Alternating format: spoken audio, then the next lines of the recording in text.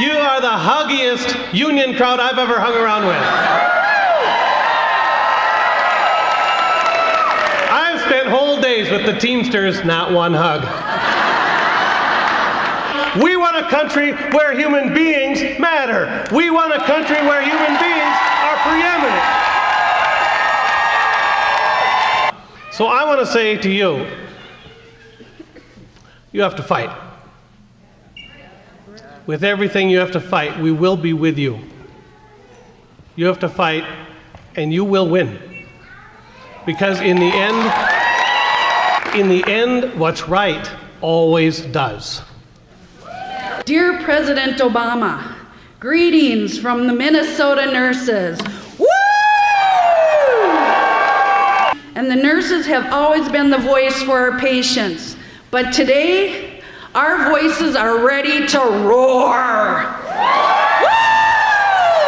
And in 1984, those nurses had the courage to step up and say, no more. We're gonna fight for our practice. We're gonna fight for ourselves. We're gonna fight for our patients, and that's where we are today. We knew we had to stand together. That feeling was everywhere. The hospitals quickly learned they severely underestimated us. They learned that we would stand together, and we did. We were successful, and we did win the war in '84. Although we negotiate at separate tables, we are all in this together. This is what made us successful in 1984, and this is what will make us successful in 2010. That we stand up for good paying jobs and benefits that you can actually raise a family on. And I know this is the most important thing to you, that every patient who walks in a door of a clinic or a hospital in this state is going to get the very, very best care possible and have the safest care possible, and that is what you are fighting for.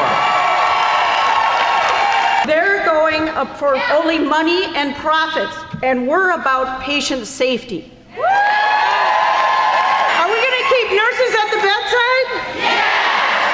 Well, unfortunately, it's not just the pension they're after.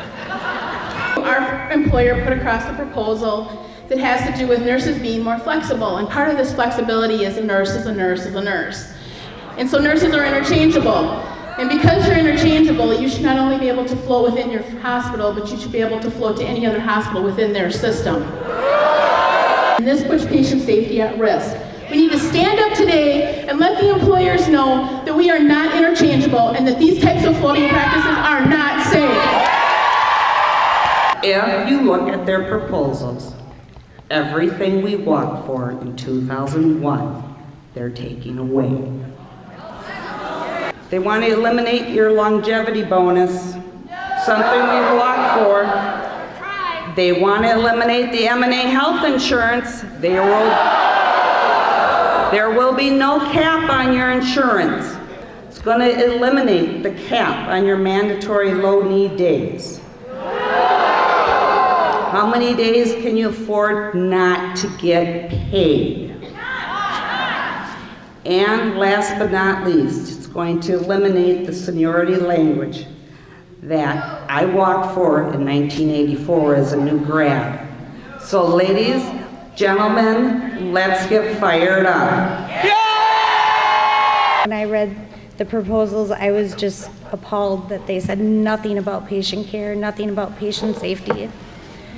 And I'm a little disappointed that Health East is not willing to help me take care of myself so that I can help take care of their patients.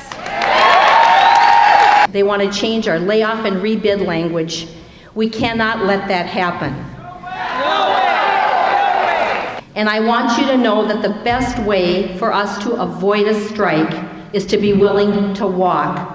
And it's so neat to see my union brothers and sisters out here, friends and family and friends of labor. This is what it's all about. This is what's going to prevent a strike when we're fired up like this. Let's scare them. Nurses are like a tea bag. You never know how strong we are until you put us in hot water. We will